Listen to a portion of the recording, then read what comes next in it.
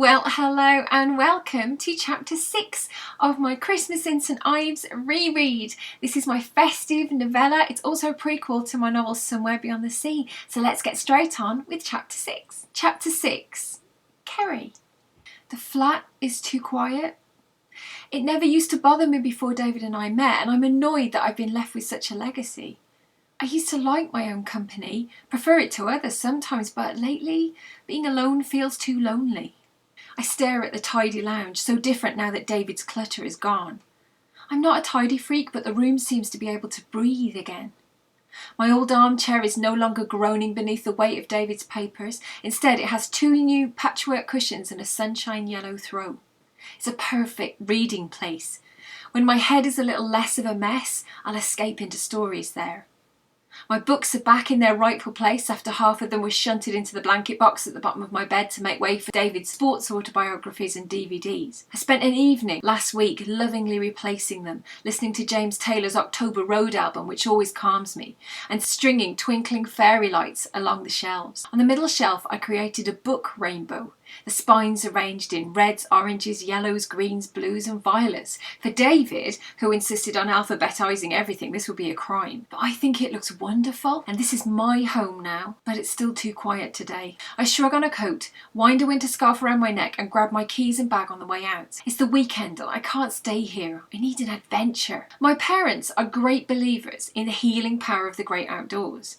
Their answer for every situation after a nice cup of tea is a good brisk walk, and it works every time. They live in Loo now, back along the Cornish coast, but whenever I visit we invariably end up heading outside. When you have scenery as gorgeous as we do, it's the best remedy in the world. Outside, the weather seems to be closing in. Thick leaden clouds sweep inland from the slate grey sea. My walk to Lelant station is a blustery one, the December air icy cold on my face. But it's already better than staring at the chip paint in my living room. That was one job David kept promising to get around to, along with many others. As it turned out, an affair with a bottle blonde supply teacher didn't leave much free time for home improvements. I catch a glimpse of myself in the wobbly perspex of a bus shelter as I pass. I have to stop thinking about him, about the betrayal. I'm not a bitter person, never have been, so I don't intend to become one now. He made his decision and that's it. I can't change it, so I have to move on. The Christmas play was meant to be my saving grace, but even that feels tainted by what happened on Friday afternoon. I'm sure Tom Keller is a nice person, but sharing responsibilities for the production will mean having to explain everything at every stage. I can't lose myself in the creative buzz of it all if I have to constantly consult someone else. Christmas lights are beginning to appear in the windows of my small village, and as I pass by I can see Christmas trees bedecked in all colours of the rainbow. Some are arty, with a few carefully chosen ornaments and lights in a simple palette. Some are a full-on explosion in a Christmas decoration factory fancy. In the last house before the station, a forest of simple spruces fills the front garden, lit by strings of pure white lights. It's breathtaking. I have to stop to take it in. It looks hopeful in a strange way. I decide to decorate my tree at home like this, something pure, bright, unsullied. That's what I want my life to be like from now on. Coming outside was definitely the right idea. At the tiny station, I huddle on a blue wooden bench waiting for my train. Beyond is the wide Hale estuary. The sea a strip of blue-grey far in the distance. Seagulls battle with the winter winds overhead, hardly moving in the air despite their flapping wings.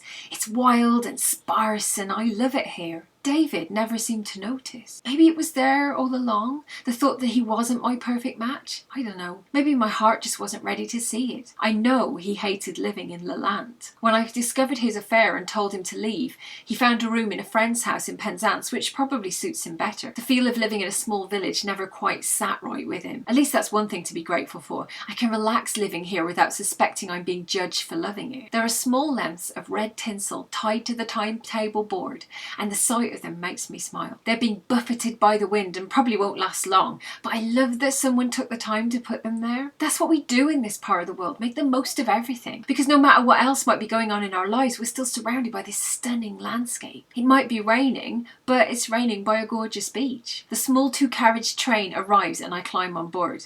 My phone beeps as I take a seat and the train moves off, the brooding beauty of the estuary gliding past the window. It's a text from Sarah.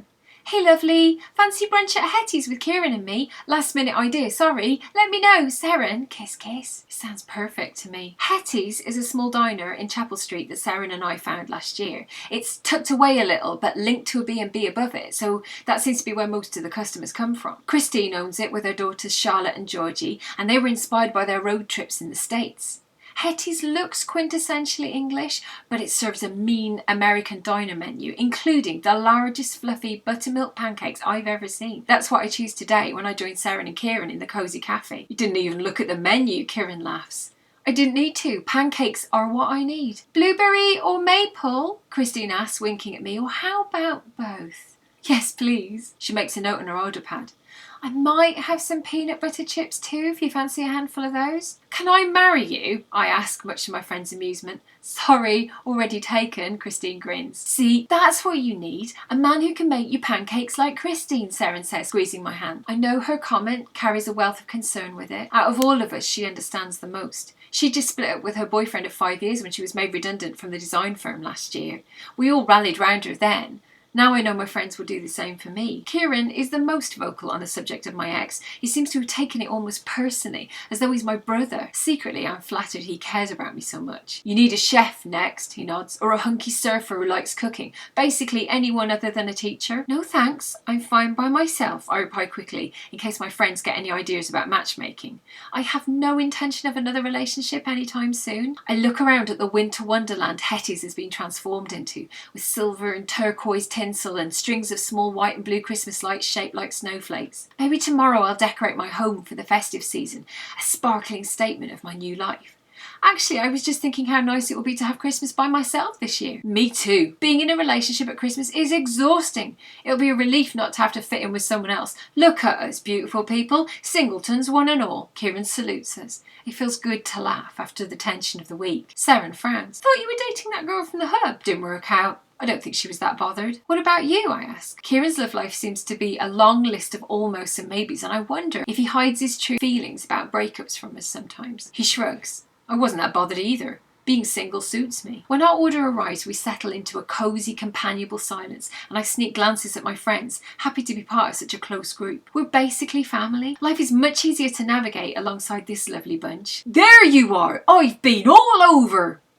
We look up to see a very red-faced Lou hurrying over to our table. Christine waves at him from behind the counter.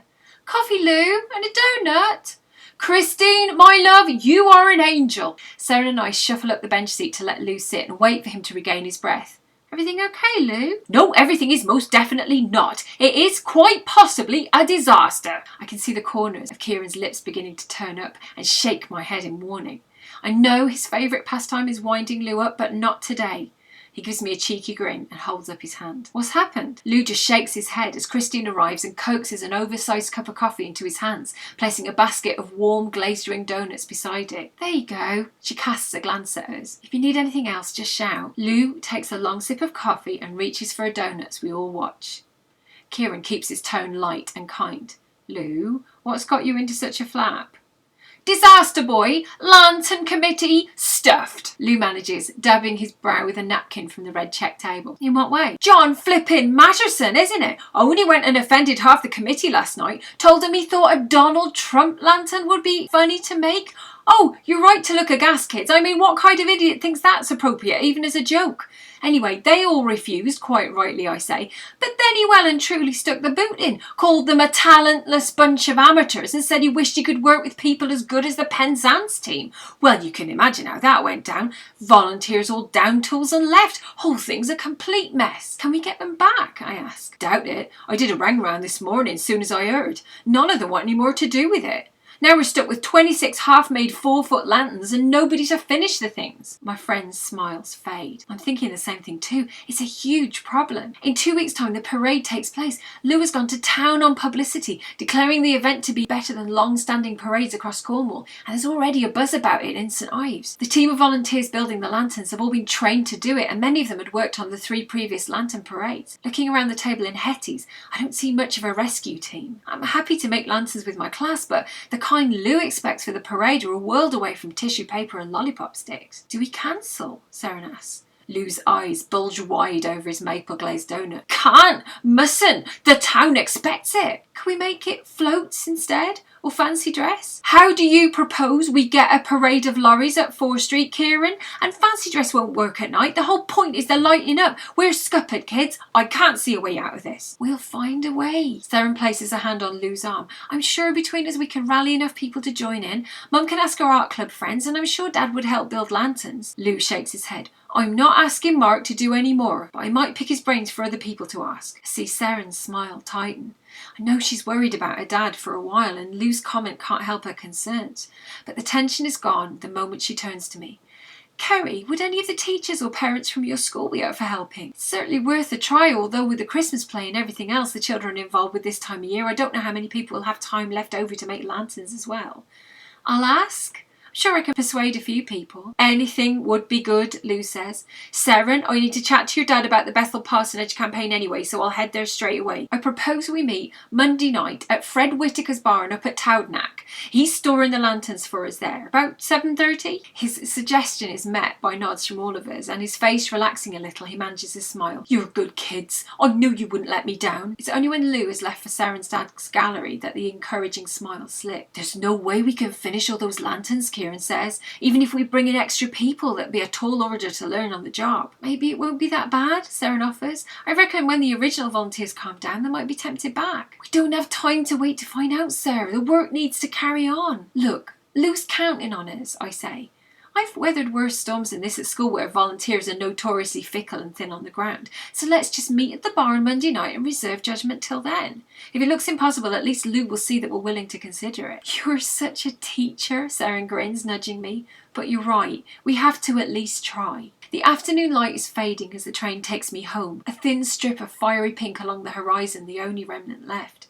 The sea is a churning mass of greys and blues, white waves catching the last of the light when they appear. But my mind is filled with Christmas plans, the decorations in the canvas bag at my feet that I bought after seeing my friends, thoughts of where I'll hang each strip of lights, excitement about being part of the lantern making team, and trepidation about what awaits me at school on Monday morning. That's one snag on a list of hope, and I have another day to pack with positive things before it arrives. Determined to make the most of my suddenly festive weekend, I gaze out at the circling coast and smile. So there you go, hope you enjoyed it. If you are enjoying it and you fancy reading along, the ebook of Christmas in St Ives is currently 99p on Kindle. I'll be along with another chapter very soon. Thanks for listening.